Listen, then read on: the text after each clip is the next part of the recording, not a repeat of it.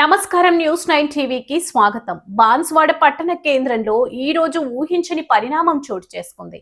అధికారులకు, వైద్య సిబ్బందికి ఎలాంటి ముందస్తు సమాచారం లేకుండా తెలంగాణ రాష్ట్ర ప్రభుత్వ వ్యవసాయ సలహాదారులు, బాన్స్వాడ నియోజకవర్గ శాసనసభ్యులు శ్రీ పోచారం శ్రీనివాసరెడ్డి పాత బాన్స్వాడ పల్లె దవాఖానాలో ఆకస్మిక తనిఖీలు చేపట్టారు.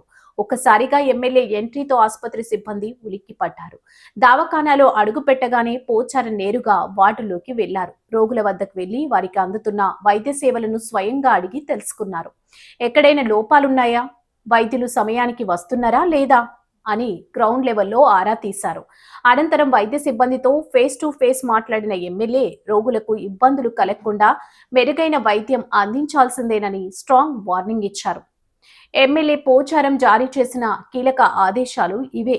ఆసుపత్రిలో ఏ ఒక్క రోగికి మందులు లేవనే మాట వినిపించకూడదు. అవసరమైన మందులు, సదుపాయాలు 24 గంటలు అందుబాటులో ఉండాలి. వర్షాకాలం నేపథ్యంలో డెంగ్యూ, మలేరియా వంటి సీజనల్ వ్యాధుల వల్ల సిబ్బంది అప్రమత్తంగా ఉండాలి. నివారణ చర్యల్లో రాజీ పడే ప్రసక్తే లేదు. వైద్యులు, సిబ్బంది సమయానికి విధులకు హాజరై నిరుపేదలకు నాణ్యమైన వైద్య సేవలు అందించాలి. వైద్యం కోసం వచ్చే పేదలకు ఇలాంటి ఆటంకాలు కలగకూడదు. వర్షాకాలంలో మరింత అలర్ట్ గా ఉండాలి. రోగుల పట్ల ఏమాత్రం నిర్లక్ష్యం వహించినా సహించేదే లేదు అని అధికారులకు పోచారం కఠినంగా దిశానిర్దేశం చేశారు. ఈ ఆకస్మిక తనిఖీలో బాన్స్వాడ పట్టణ ప్రజా ప్రతినిధులు, స్థానిక నాయకులు, అధికారులు కూడా హుటాహుటిన దవాఖానకు చేరుకొని పాల్గొన్నారు.